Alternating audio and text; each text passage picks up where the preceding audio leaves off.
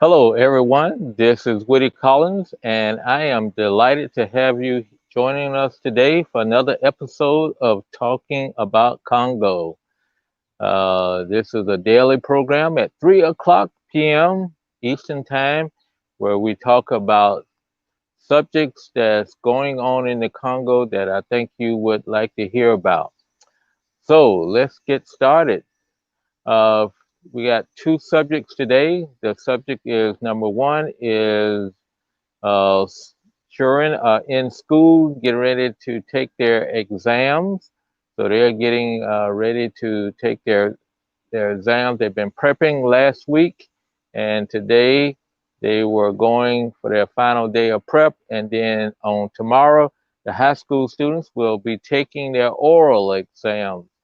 And I wish I had some pictures to show you, but they came marching by our house in Kananga, uh, a little too fast for James to take a picture. I'm not in the Congo, but it's a sight to behold as all the students march down the street to see to their school to take their exams. So the high schoolers will be taking their oral exams starting tomorrow, and so whenever they get their results, there's another big fantastic of throwing flour and all those type of things around. The I guess the elementary students will be shortly be taking their written exams, so things should be done by the end of the week, and so we will see how everything turns out. So that's what's one of the things that's going on in Congo this week. And we're still excited about what happened on Saturday when we inaugurated a school. So I hope you get a chance to take a look at those pictures, and we're going to be posting some of them online also. So the other area that we want to talk about today is, just off the subject of working in the Congo. And it's not actually, you can imagine work in the Congo is very hard and difficult, but what really makes it difficult is the conditions. You do not have good roads, so any type of work involves traveling. So number one, it's going to be difficult to travel by road.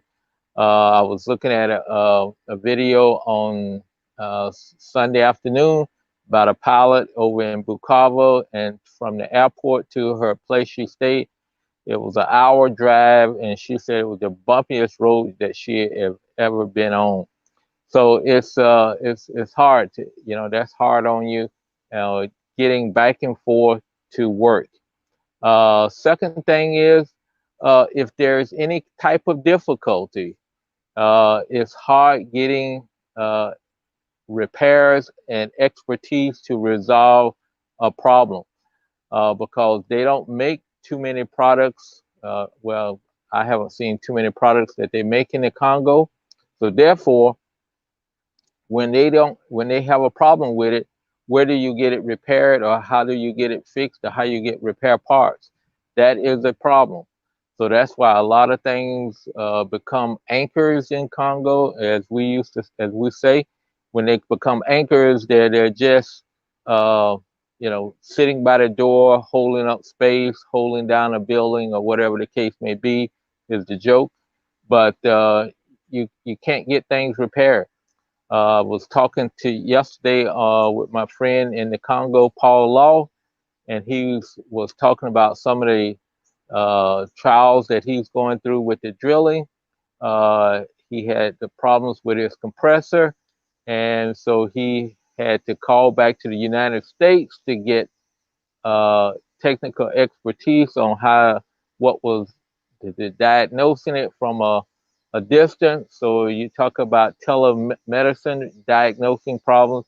Can you imagine being an engineer sitting back here in the United States trying to diagnose a problem of what's going on with a crucial piece of equipment? So that's one thing.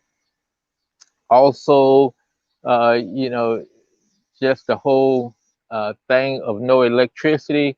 no cell phone service. Just like Paul said, he could not talk to the engineers during the day because in the area he's at drilling, there is no cell service. So he is very spotty. So it's not good enough to make a telephone call. Also, he wanted to get a new drilling bit.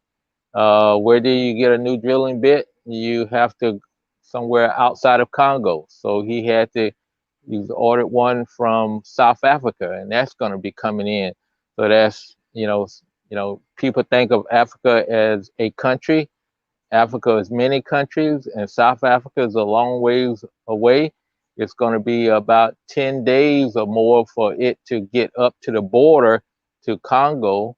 And then from the border to Congo, it's probably take another week to 2 weeks to get there. And the last thing is, as I said about transportation, we depend on a lot of transportation there. So therefore, it's going to have to be flown from Kinshasa to out to where he's at, and the flights are only on Monday every week, one flight a week on Monday. So there's a lot of difficulties, and that shows you how why people say it's the most difficult place in the world to do business. Those are the things I wanted to talk about today. But I also want to ask you to think about people that we can bring on from the Congo to ask that you can ask questions.